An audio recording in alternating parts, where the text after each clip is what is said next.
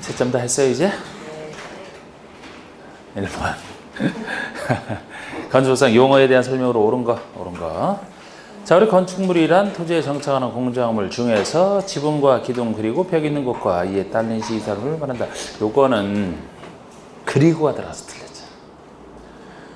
3요소 중에서 2가지 요소만 갖추면 된다 그랬잖아. 지붕은 있어야 되고 지붕과 기둥 또는 벽이래야지.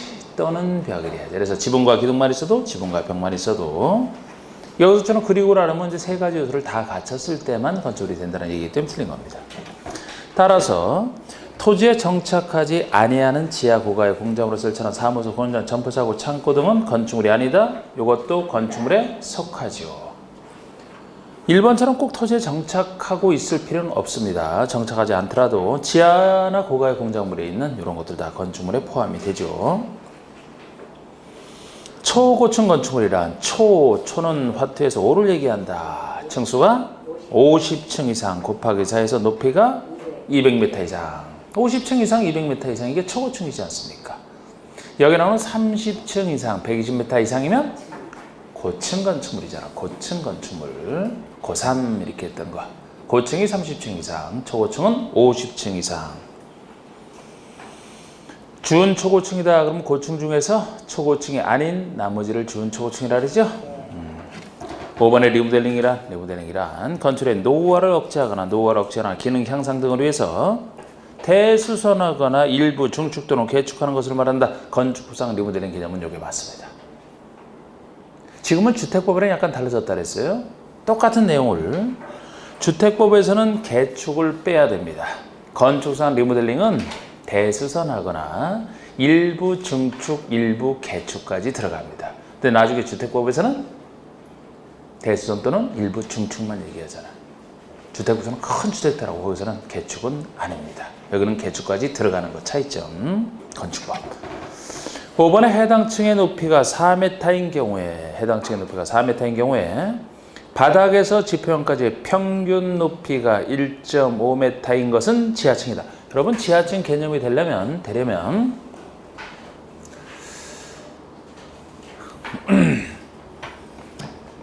바닥으로부터 지표형까지의 평균 높이가 층 높이의 2분의 1 이상이다. 그럼 여기 해당 층 높이가 4m로 나와 있죠? 그럼 여기서 2분의 1은 2죠. 2. 그럼 평균 높이가 그 층 높이 2분의 1 이상이어야 되는데 요거는 미만이잖아. 그래서 지하층이 아니죠. 바닥부터 지붕까지 평균 높이랑 층 높이의 2분의 1과 비교해서 그 2분의 1 이상이 돼야 지하층이지. 여기처럼 미만이 되면 지하층이 아닌 겁니다.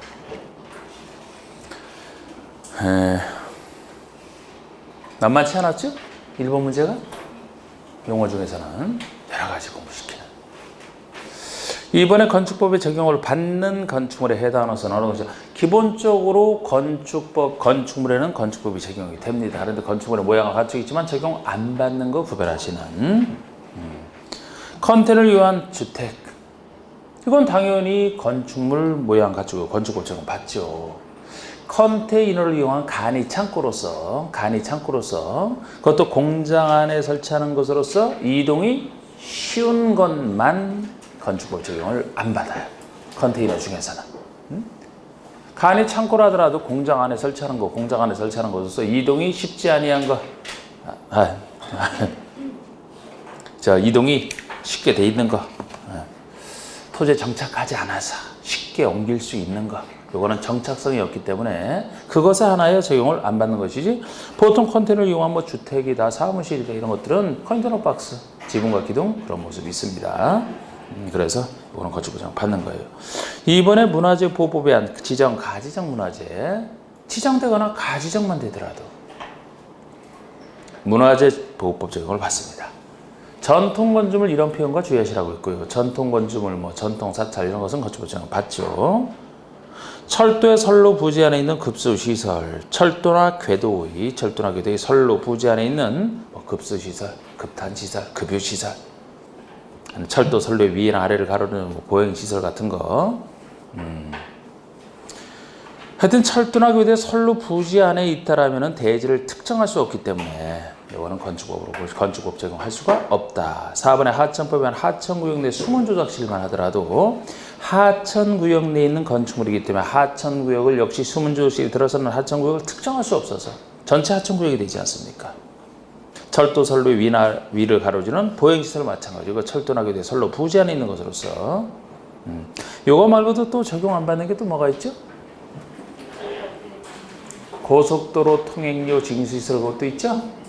고속도로 통행료 징수시설도 고속도로 내에 설치가 되어 있고 대지를 특정할 수 없어서 제가 이렇게 얘기했다. 자, 3번에 다음 중 건축법상 주요 구조에 해당하는 것을 찾아라. 우리 주요 구조를 하면 요거 이제 뭐 대손에서 많이 쓰지 않습니까? 우리가 그림으로 연상을 하시면은 이 건축물의 중요한 구조를 이루는 부분이기 때문에 제가 항상 3층짜리로 그렸을 때 지붕 전체가 아니고 지붕 틀만이고요. 지붕 틀이고 기둥 그리고 벽이라면은 내력벽. 건축의 무게를 지탱하는 내력벽 정도가 돼야 이제 건축의 3요소랑 관련된 주요 구조 보고요. 그 다음에 요것이 각각 층의 바닥을 수평적으로 무너지지 않게 지탱하는 것을 보. 그리고 요 계단 중에서 주계단을 얘기하죠. 주계단을 얘기합니다. 이게 주요 구조고요. 사이사이 있는 사이기둥이라든지 아니면 뭐 최하층 바닥 맨 밑에 땅과 맞닿아 있는 최하층 바닥이라든지 작은 보라든지 옥외 계단 같은 거 차양 이런 것들 건축의 구조상 중요하지 않은 부분은 제외. 이게 기본적으로 주요 구조고. 그럼 지금 답은 바닥 아닙니까? 바닥. 차양이 주요 구조가 될 수가 없고 최하층 바닥 빠지고요. 사이사이 있는 사이 기둥이나 옥외 계단 주요 구조고 아닌가.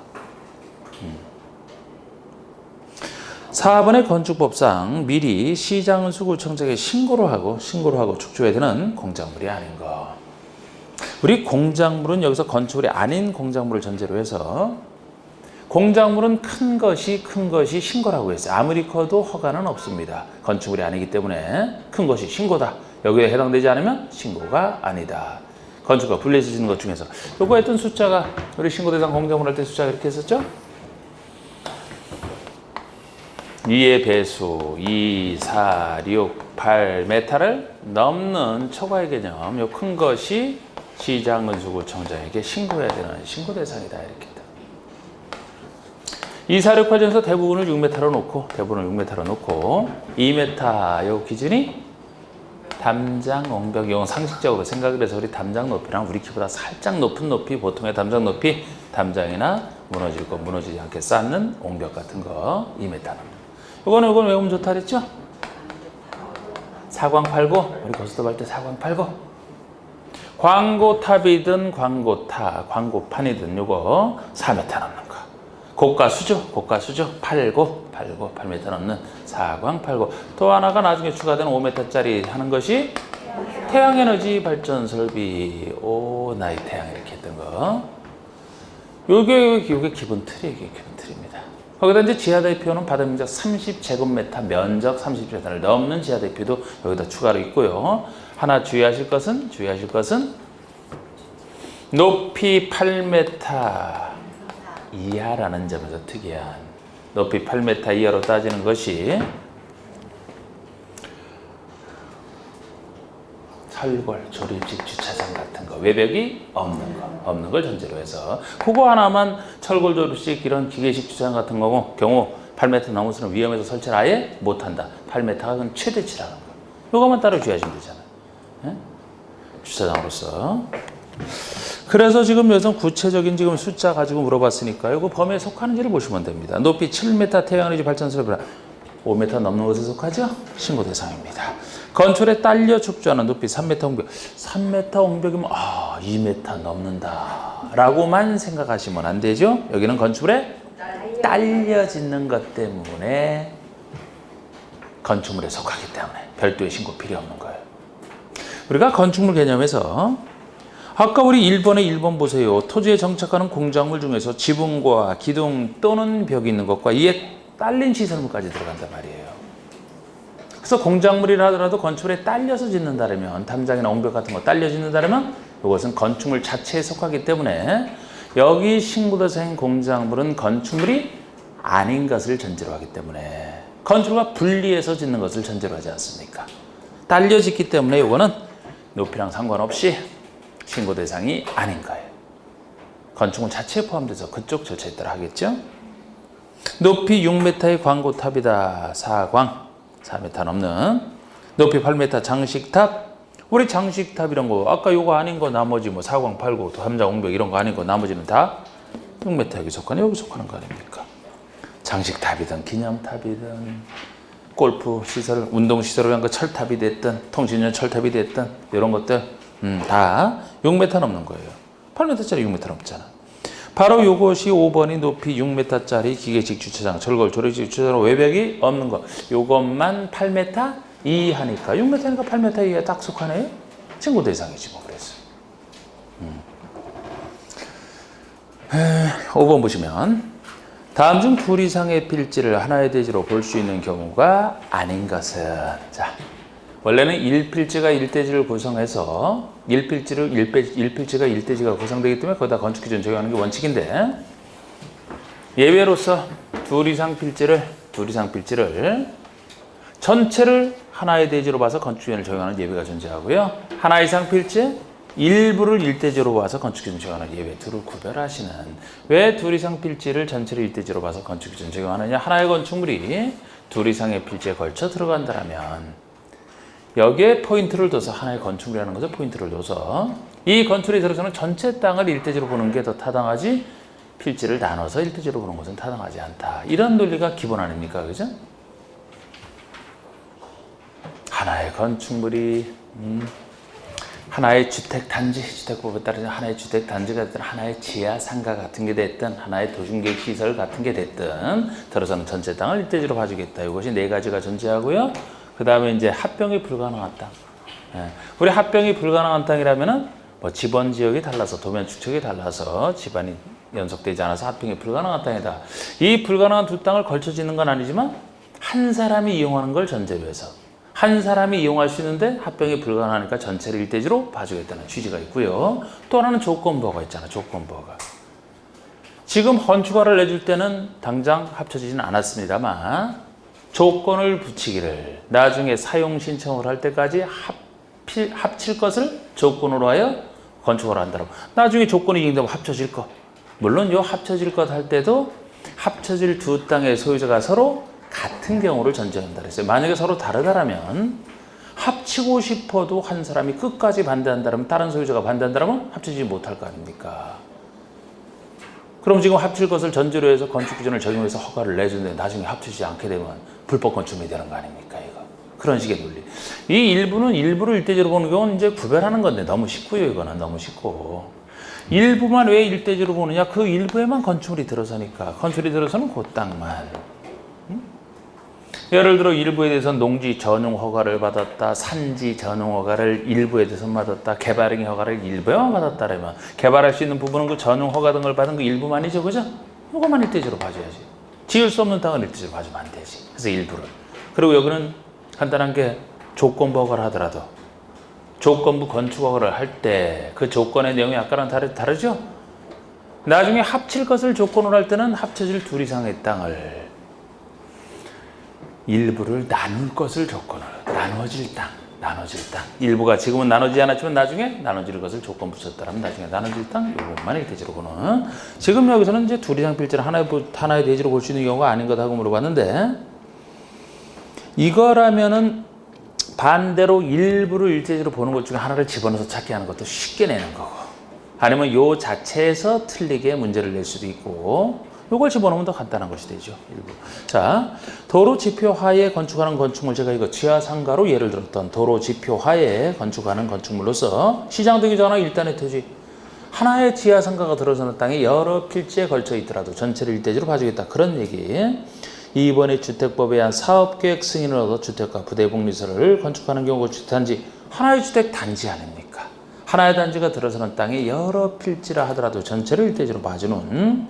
3번은 공간법상 각 필지의 지번지역이 다른 경우로서 합병이 불가능한 필지. 이게 이제 지번지역이 다르거나 도면 축척이 다르거나 집안이 연속되지 않은 것 중에 하나죠. 이렇게 해서 합병이 불가능한 필지의 토지를 합한 토지 전체를 1대지로 보겠다는 얘기인데 이런 거 나올 때는 전제 조건을 잘 보셔야 돼요. 토지의 소유자나 소유권 외의 권리관계가 서로 같은 경우니까 이건 맞습니다. 소유권이 서로 다르다라든지 소유권이 같더라도 소유권 외의 권리관계가 서로 다르다 둘 중에 하나만 달라도 한 사람이 이용을 못하기 때문에 그때는 각각을 일대지로 봐줘야 돼요. 지금 이것처럼 전제 조건이 지금 이래야 됩니다. 이걸 바꿀 수가 있고 4번에 사용 승인을 신청할 때 둘 이상의 필지를 하나의 필지로 합칠 것을 조건으로 건축허가를 하는 경우가 되겠습니다. 이게 조건부 건축허가를 얘기하는 조건부 치기를 사용승인 신청할 때까지 둘 이상 필지를 하나로 합칠 것을 조건부 친 거예요. 나중에 합쳐질 거. 그런데 괄호 속에 토지 수가 서로 다른 경우이기 때문에 이게 틀린 겁니다. 서로 같은 경우라야 나중에 합쳐질 것이기 때문에 서로 다른 경우는 안 돼요. 그래서 3번 전제 조건을 바꿀 수도 있고 4번을 바꿀 수도 있고 여기서 4번을 바꾼 거지. 하나의 건축을 두 필지 이상에 걸쳐 건축하는 경우에 각 필지에 들어 합한 토지. 하나의 건축이 둘 이상 땅에 들어간다는 얘기 아니겠습니까? 요거 하나의 도심계획 시설이 들어설 때도 마찬가지고 그것까지 하나 더 있는 거죠. 자, 6번 보시면 건축법상 건축 개념의 설명으로 타당하지 못한 것은 건축 개념. 자, 우리 건축이라면 신축, 중축, 개축, 재축, 이전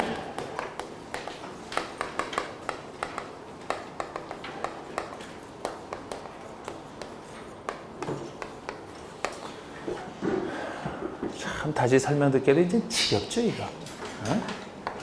지겨워요? 안 지겨워요? 지겹죠?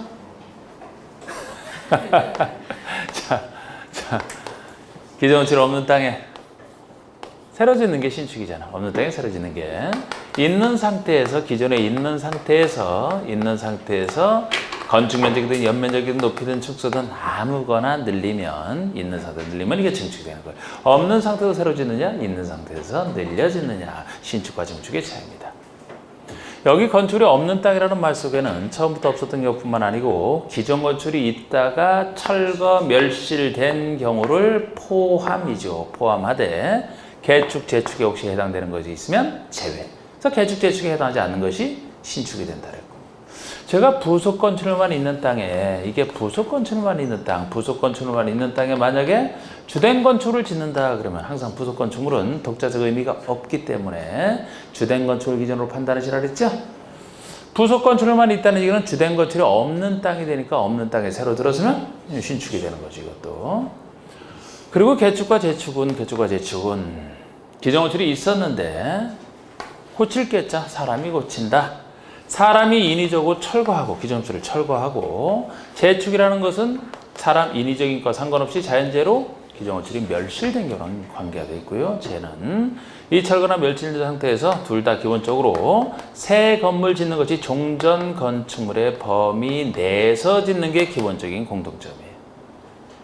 좀 더 자세히 들어가면 이 철거된 상태에서 종전 범위 내에서 지면 개축인데 만약에 종전을 넘어섰다 그러면 신축이 된다 그랬고 여기 철거 개념에서는 당연히 전부 철거를 당연히 얘기하는데 일부만 철거되더라도 원래 일부 철거는 철거가 아니거든요. 그런데 어느 정도가 되면은 일부 철거지만 여기 철거로 봐주는 경우가 있어요.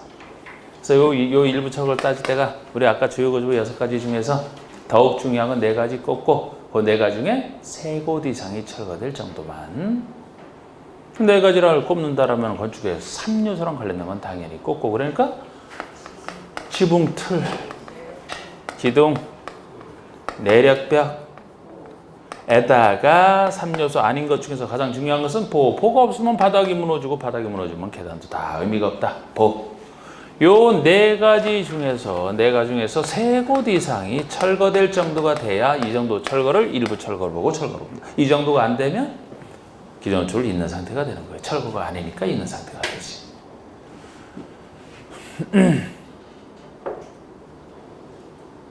그리고 이 지붕틀 속에서 한옥의 석가래만큼은 그냥 제외되죠. 그것까지도 뭐 낸 적은 없지만 그것도 알면 좋죠. 자, 우리 멸실 재축은 멸실된 상태, 이건 전부 멸실만 얘기합니다. 종전 범위 내에서 지는 걸 얘기하는데, 우리 재축 개념에서는 당연히 모든 것이 종전 규모 내라면 당연히 재축이지만, 약간 어느 한 부분이 종전 규모를 초과하더라도 그 범위 내에서는 재축이 되는 경우가 있어요. 연면적이 종전 규모를 초과한다? 큰일 나. 제일 중요한 연면적은 종전 규모 무조건 이하여야 되고, 고정이에요. 이거는 연면적은 종전 규모 이하여야 되고, 연면적이 안에 나머지 중에서 한 대지에 들어서는 동해수, 동수라든지 층수라든지 높이 중에, 동수, 층수, 높이 중에 어느 것? 하나만 그것도 법령에 적합한 범위 내에서 종전을 초과하는, 하나만 초과해야 돼요. 둘 초과해도 안 돼. 그거까지는 재축으로 본다라는 거. 그렇지 않은 게 이제 신축이 되는 거죠. 그리고 이전이라는 것은 기존 건축이 있었는데 이거를 그대로 옮긴 거예요. 그대로 옮긴 것이 이전입니다. 그래서 이거 표현을 이렇게 하죠. 주요 구조를 해체하지 않고 그대로, 주요 구조를 해체하지 않고 어디에서? 같은 대지에서 위치만 바꾼 거예요. 같은 대지에서. 만약에 인접한 대지로 간다면 이전이 될 수가 없어요. 기존 건축이 있는 상태에서 가면은 증축이 될 수 있고, 없는 땅에 가면 신축이 될 수가 있다는 것이. 이렇게 5가지 개념을 얘기합니다. 건축 개념에서는. 부속 건축이 있는 대지에서 주된 건축을 건축하는 신축, 그래서 주된 건축이 없는 땅에 들어서니까 신축이고요. 2번 기존 건축의 층수 변화가 없는 상태로 연면적이 증가했다면 증축이다. 층수는 변하지 않는데 연면적이 증가했든, 연면적이 증가했든, 층수가 증가했든, 높이가 증가했든, 그죠? 증축입니다. 있는 상태에서 증축이지 않을까. 3번에 기존 건축의 전부나 일부를 철거하고, 이렇게 일부 철거도 들어가고요. 그 대지 안에 종전과 같은 규모 범위 안에서 건축물을 다시 축조하면 개축이다.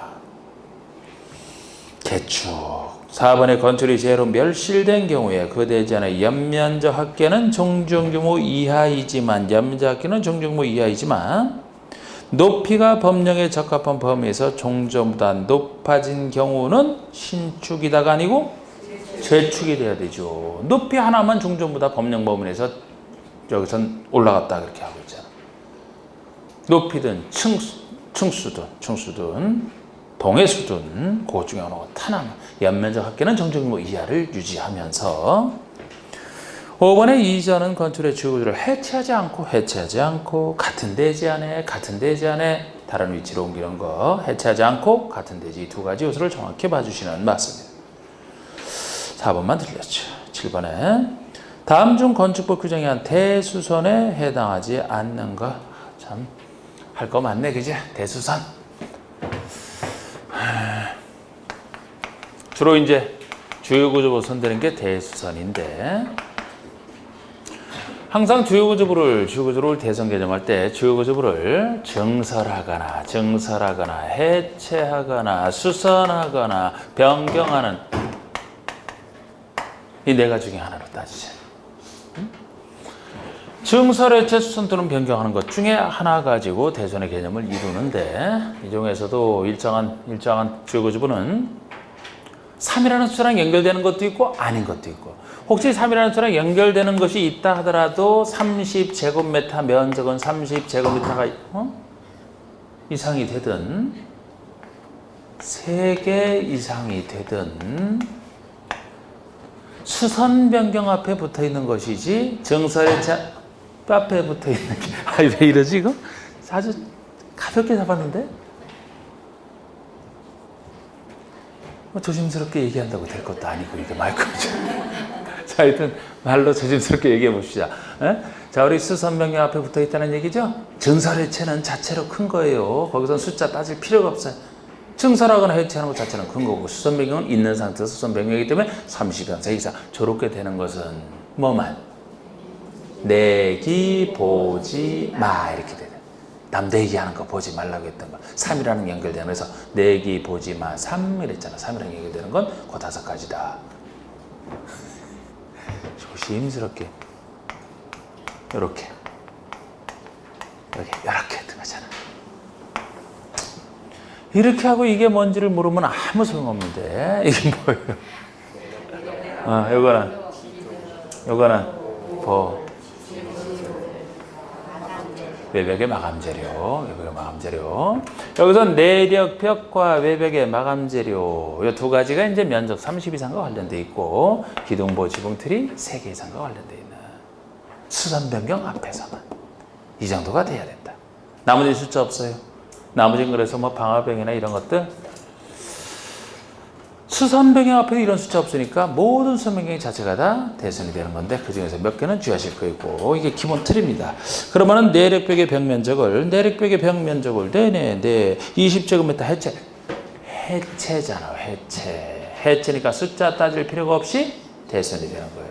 항상 그래서 이게 증설 해체인지 수선 변경인지를 항상 보셔야 된다니까. 내기 보지마에 속한다 하더라도 해체니까 면적에 상관없이 대손이 되는 겁니다. 기둥을 2개 증설이니까 역시 숫자와 상관없이 대손이 된 거 하나만 증설이 되더라도 보를 5개 변경하여 연면적을 늘리는 행위.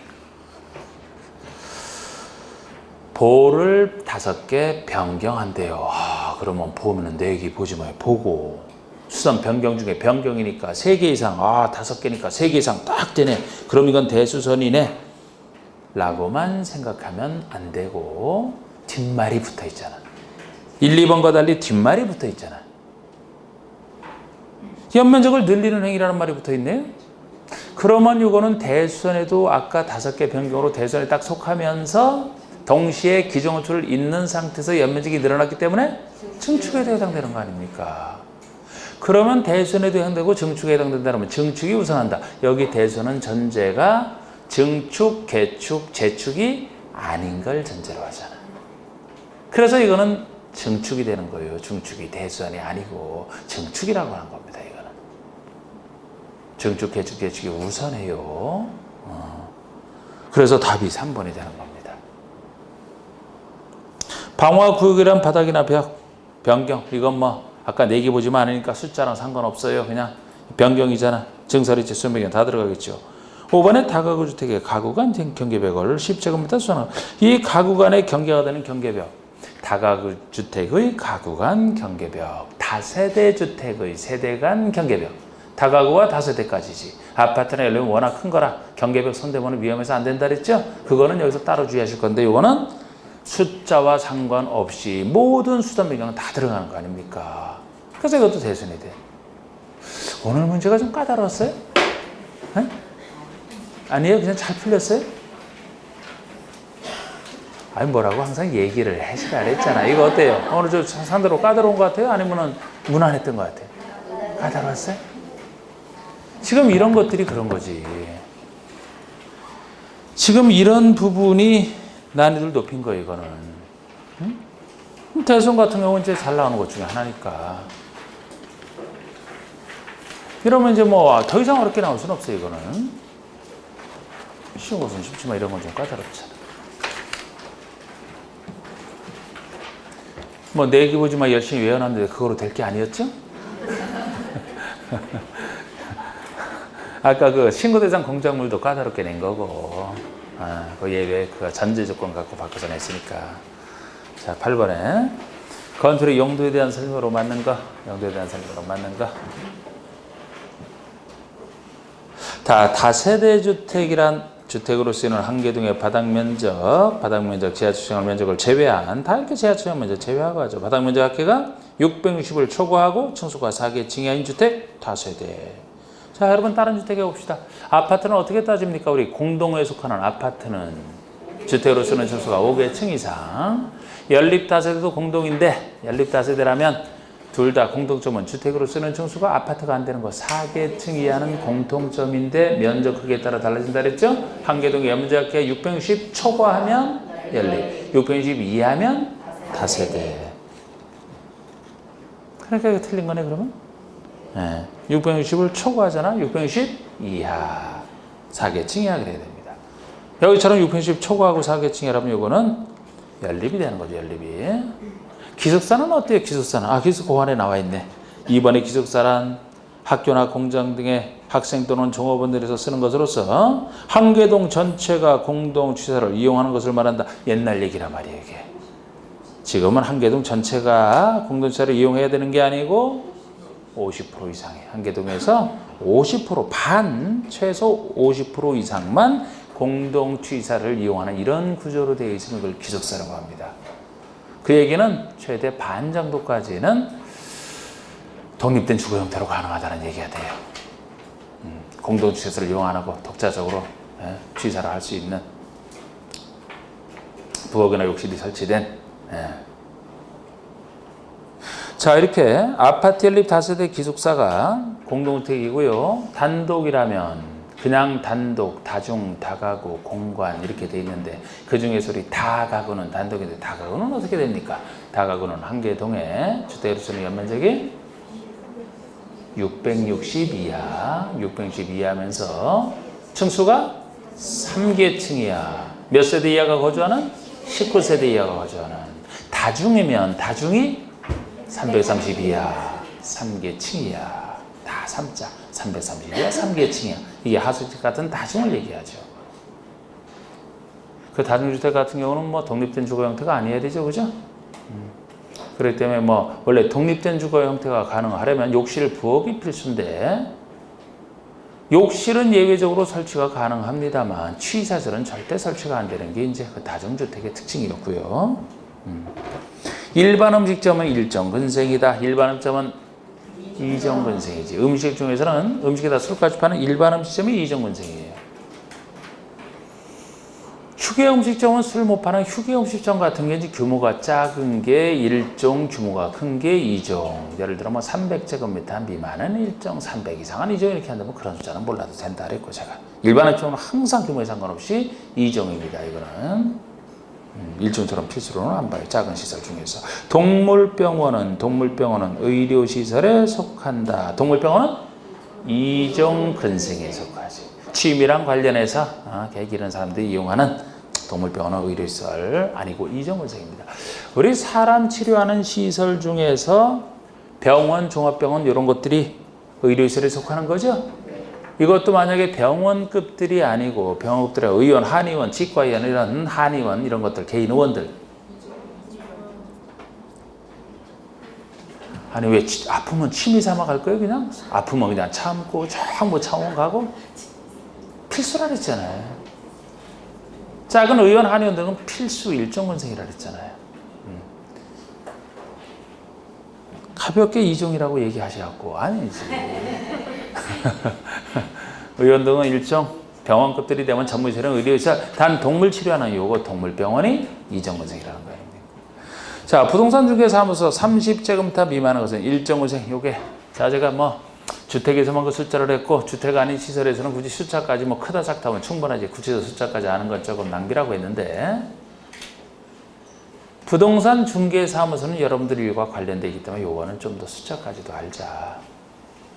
500제곱미터 미만 작은 것 500 이상은 업무시설 되겠지. 500 미만 중에서도 다시 30제곱미터 미만인 것은 일종분쇄 30에서 500 미만이면 이종분쇄 그 정도는 숫자까지도 알아두시면 하고 약 10평이 채 안 되는 30 기준으로 해서 30 미만이 1종 30에서 500 미만이면 2종 5번이 맞습니다.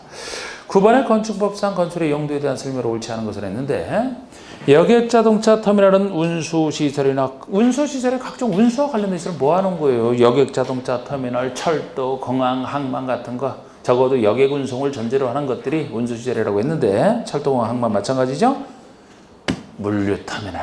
물류터미널은 창고시설에 속한다. 웬만한 터미널은 운수시설을 보시면 되는데 물류터미널은 터미널이라는 말이 붙었지만 이거는 물건 운송만 다루는 것이고 여러분들 물류터미널 이용해 보신 적 있어요? 인간은 이용 못해. 물건이 운송되는 것이지. 이거 창고시설에 속합니다. 그래서 운수시설 구별하시라는 게 이거예요. 물류터미널은 이제 물건을 막 창고에 보관하고 있다가 보관하고 보내고 하니까 동물 건조장 시설 및 동물 전용 납골 시설은 묘지 관련시설에 속한다.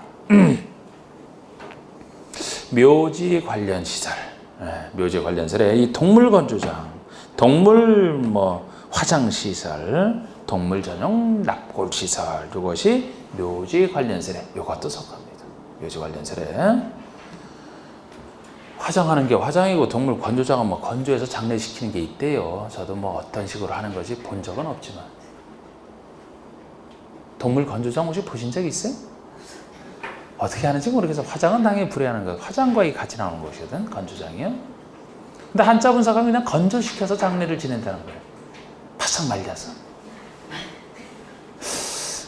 어떻게 하는 건지 모르겠어. 옛날 사람으로 따지면 풍장. 우리나라에서는 안 했고 다른 나라에서는 풍장. 그냥 높은 곳에 바람 잘 통하는 곳에 그냥 시체 올려놓고서 거기서 이제 하는 거예요. 그러면 이제 말 그대로 이제 싹 말려지고 뭐 혹시 뭐 독수리들이 와서 있으면 이제 걔네들이 좀 먹기도 하고. 자, 동물원 식물원은 동물 식물 관련설에 속한다. 이거 대표적으로 아니설로서 동물 식물 관련설은 동물과 식물을 직접 기르고 재배하고 잡고 이것까지 다 들어가거든요. 근데 동물원 식물원은 동물원 식물원 가서 동물 키우러 가는 거 아니다. 보러 간다. 어디에 속해요? 많은 사람 모여서 구경하는 문화 및 집회설에 속하지. 문화 및 집회시설. 동물 식물 직접 키우고 하는 것과 잡고 하는 것과 다르잖아요. 동물원 식물원 구경 가는 거예요. 많은 사람들 모여서 많은 사람 모이는 문화 및 집회시설에 들어갑니다.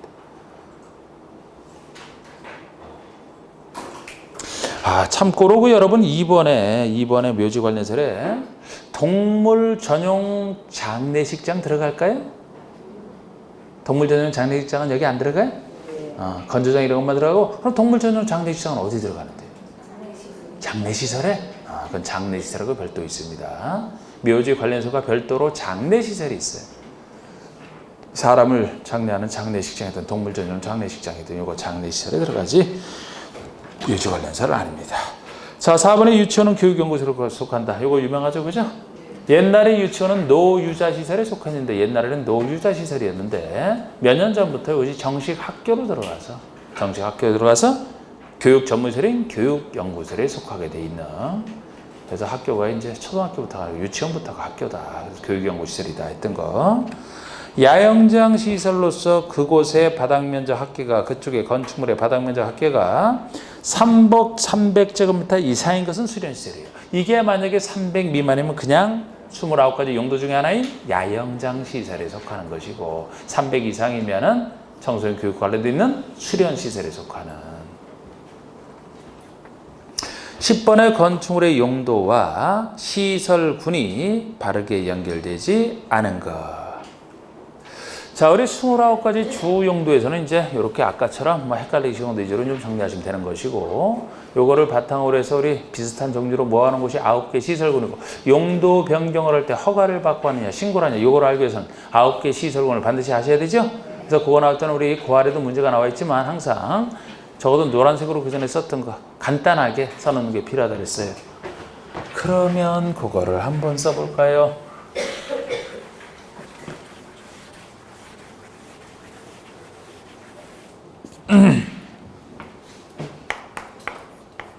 자, 학교의 시설군 두 문자로 외울 건 외우고 이해할 건 이해하고 그럼 된다 해서 이거 한번 해보시죠.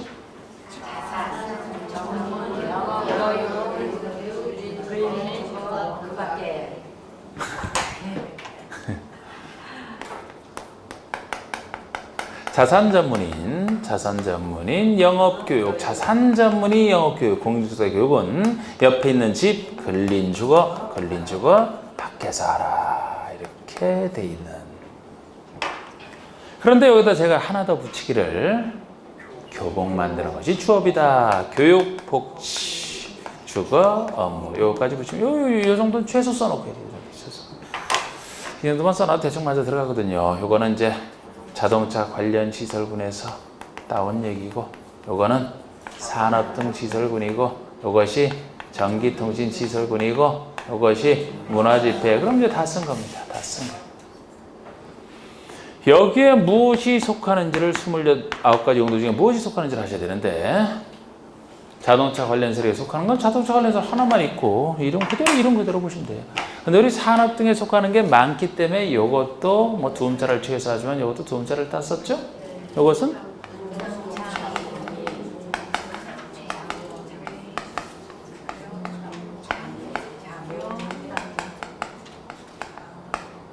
이것도 이제 노론사론인가.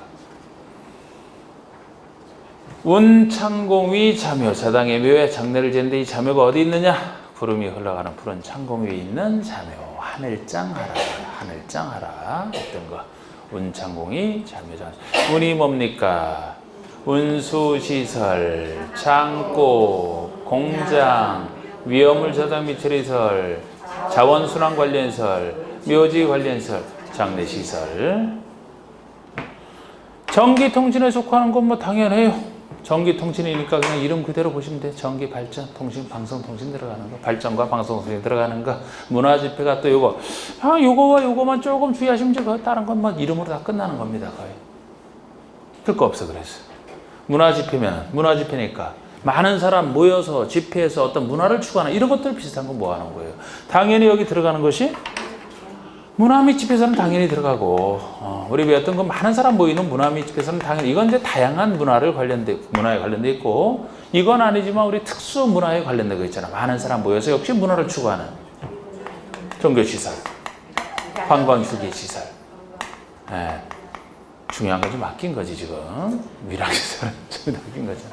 종교가 많은 종교인들이 모여서 나름대로 종교 문화를 추구하는 관광휴게다. 그러면 역시 관광지에도 많은 관광객들이 모여들지 않으면 망합니다. 많은 관광객들이 모여들어서 역시 관광 문화를 나름대로 추구하는. 비슷하게 보신 거예요. 많은 사람들이 모여들어서 어떤 문화를 추구하는. 근데 여기다가 나중에 오기를 위락시설 요게 추가됐다. 그래서 여기 영업에 속하는 숙박시설과 함께 이 둘은 따로 좀 잘 생각해 두라 그랬어요. 옛날에 이게 맨 위에 있다가 이렇게 떨어진 것이라. 노는 문화 역시 위락문화, 위락문화, 노는 문화 굉장히 발달돼 있다. 우리나라의 노는 특유한 노는 문화가 뭐예요? 다른 나라와 달리? 위락문화. 우리나라. 안 놀아봐서 몰라요? 술 먹고 뭐 일단 기본적으로 노래방 가는 게 또 우리나라만의 문화 아닙니까? 아마 노래방이 우리나라만큼 발달되어 있는 건 다른 그런 나라는 없는 것 같은데? 그죠? 우리 노래방이 엄청나게 많잖아, 노래방. 술 먹을 때도 잔으로 사나요? 병으로 사나? 병으로 다 사지 뭐. 외국 가면 잔술이란 말이야, 잔술. 자, 뭐 그렇습니다, 하여튼. 자, 위락문화, 노는문화, 숙박영업. 숙박에서 영업한다. 둘 좀 신경 쓰시고. 그 다음에 영업시설에 속하는 곳이 당연히 뭐가 기본적이에요. 뭐 판매시설 이런 거 나왔다면 대형 쇼핑하는 판매시설 같은 거 영업하는 거 아닙니까? 우리 운동시설도 들어가죠. 헬스장 같은 거. 이거 영업용으로 쓰이는. 그리고 숙박시설 들어가고. 여기에 특이한 것이라면 또 따로 노란색으로 한 거 좀 중요한 건데 이거 외에도 다중생활시설 들어가는 것 있잖아. 다중생활. 다중생활이 옛 고시원 얘기인데 우리 다중생활시설이 작은 500 미만이 이전건성에 속해요. 이게 크면은 애초에 숙박시설이잖아. 고시원이 크면. 작아서 이전건성에 속한다 하더라도 여기 들어가는 게 이게 특이한 겁니다. 원래 근린생활시설 가면 당연히 1, 2종 근생이 들어가야 되는데 근린생활시설이니까 1, 2종 근생이 들어가야 되는데 1, 2종 근생에 속하면서 유일하게 다중생활시설만 2종에 속하지만 여기 들어가 있으니까 다중생활시설은 2종에 속하는 작은 것이든 숙박시설에 속하는 큰 것이든 고시원 통제 강화 그랬잖아. 고시원이 통제 강화되면서 이것도 2종 중에서 여기 들어가. 특이한 거죠. 이러면 끝난 겁니다. 거의. 자, 이제 교육과 복지는 생각하시면 돼요. 교육에 관련된 거, 복지에 관련된 거 다 뭐 하나 있어요. 교육에 관련된 게 뭐가 있습니까? 우리 교육연구는 당연히 교육에 관련된 시설 중에 대표고 또 청소년 교육과 관련된 수련시설, 청소년 교육과 관련된 게 수련시설이고 야영장도 작은 게 여기 야영장 크면은 수련에 속한다라고 했는데 이것도 청소년들이 싸게 이용할 수 있는 그래서 청소년 교육과 관련된 걸로 보시라고 했잖아요. 야영장. 그리고 복지랑 관련된 것이 뭐예요? 복지랑 관련되어 있는 것이 의료복지, 의료와 노유자. 노유자는 당연히 어려운 사람 도와주는 시설이라 각종 복지시설이 들어가 있는 게 노유자 시설이고 의료시설도 우리나라는 복지 차원에서 굉장히 발달이 되어 있다. 의료시설. 진짜 이것도 참 쌉니다. 하여튼 우리나라 의료 수준이. 외국 가면 진짜 이건 우리나라 진짜 발달되어 있어요. 치료도 굉장히 깔끔하고 값도 싸고 독사에 물려도 우리나라에서 물려야지. 외국 가서 물리면 수천만 원 들어갑니다. 수천만 원. 내가 한 1억 5천 나왔다는 거. 미국 얘기를 했잖아. 했었잖아. 기억 안 나요? 애가 그 소녀가 그 여중생 정도 됐을까 우리나라 따지면 미국에서 캠핑을 보냈는데 학교에서 캠핑 보내서 독사에 물렸잖아. 당장 그래서 뭐 멀리 그건 땅이 넓으니까요. 헬기 막 부르고 해서 헬기에서 이제 무슨 병원 갔다가 이렇게 했는데 치료비가 1억 5천 정도가 나왔어요. 말이 안 되죠, 그죠? 그래서 의료보험 많이 들어오는 것 때문에 그래도 그거 값은 지불하는데 괜찮았대요. 근데 의료보험은 뭐 공짜인가? 보험하려면 또 다 돈 내야 되는데 평상시. 헬기 부른 것만 한 7천만 원가. 여러분 거기는 앰뷸런스 불러도 다 돈 내요 그거. 따로 그것도 비싸게. 의료용 헬기 부른 거 그렇게 비싼 거예요 그게. 근데 사람 하니까 그 인수부에서 당연히 헬기부터 부르지.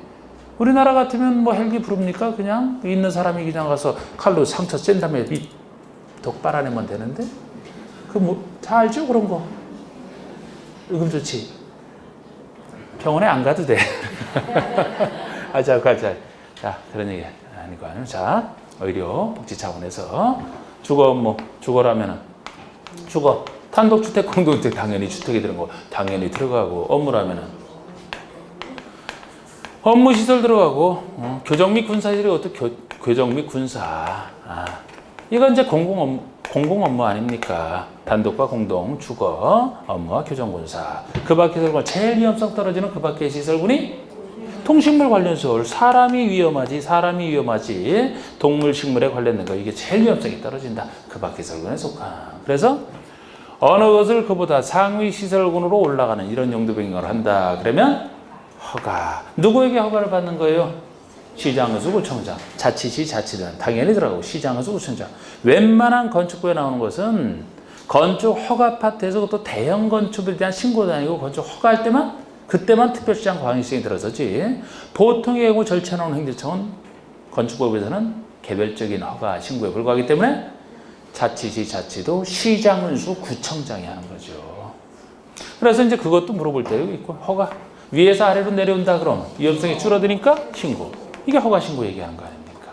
이것도 같은 시설군 내에서 움직인다. 예를 들어 운수에서 공장으로 이런 식으로 같은 산업 등 시설군 내에서 움직인다. 그럼 허가 신고 필요 없죠? 단 건축물 대장 기재사항 변경 신청을 하라. 대장에는 건축의 주용도가 표시되어 있는데 허가 신고를 통해서 하게 되면 행정청이 알아요. 시장에서 결정이 안단 말이야. 그래서 스스로 대장을 바꿔주면 됩니다. 대장은 시장에서 구청장이 관리하니까. 근데 허가 신고가 아니다 보니까 바꾸고 싶어도 못 바꾼다. 그래서 대장에 기재사항 변경 신청을 해줘야 바꿀 거 아닙니까? 허가 신고는 아니고. 근데 이때도 대장 변경 신청에서도 같은 주용도 내에서 바뀐다. 주용도가 달리 바뀌는 게 아니고 예를 들어 운수시설 내에서 바뀐다. 항만을 공항으로 예를 들어서. 그러면 주용도 자체가 안 바뀌니까 변경 신청 필요 없다. 그리고 주용도는 달라도 1종과 2종 근생 간에 바뀌는 것은 주용도는 다르게 바뀌는 것이지만 작은 것이라 이것도 대장 변경 신청 필요 없다.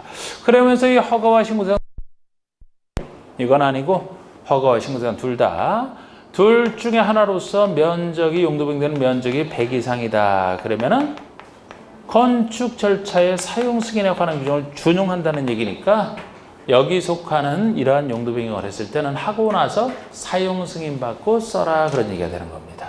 또 허가 대상으로서만 면적이 500제곱미터 이상이다. 그러면은 이때는 용도 변경이나 설계를 건축사가 직접 설계하라 이렇게 나가. 건축사 설계 규정을 준용하니까 보통 우리 건축할 때 건축사 전문가가 설계해야 되는 부분은 신고 대상은 여기서는 아닌 거예요. 위험성이 감소되기 때문에. 비록 용도 변경이지만 허가 대상 위험성이 증가되는 허가 대상 중에서도 면적이 이 정도가 되면은 위험하니까 용도 변경하는 설계도 건축 설계처럼 건축사가 하라. 이거는 허가 대상으로서만. 물론 여기도 약간의 예외는 존재합니다. 이 정도만 하시면 되는. 그래서 일단 10번까지 하고 싶시다. 자, 우리 바르게 연결되지 않은 것은 근린생활설구 해놓고 500제곱미터 미만의 다중 500제곱미터 미만의 다중생활설 작은 다중생활설 이것이 2종 근생에 속하죠? 2종 근생에 속하지만 유일하게 근생에서 빠지는 게 이거예요. 원래 근린생활에서는 1, 2종 근생에 들어가는데 요거는 어디에 들어간다 그랬어요? 요거잖아. 영업시설군에 속하는 거죠. 근린생활시설군에 아니고 유일하게 작은 고시원 타전시설 요거는 영업시설군에 속합니다. 문화 및 집회, 문화집회에 들어가는 위락시설, 노는 문화, 위락문화, 산업등에서 장례식장이면 장례시설에 속하고 장례시설이면 산업 등의 운창공이 자묘 장례에 들어가는 거 아닙니까? 교육 및 복지설군의 야영장은 청소년 교육과 관련되어 있는 교육 및 복지, 그 밖에서 동식물 관련해서 10분 쉬시죠.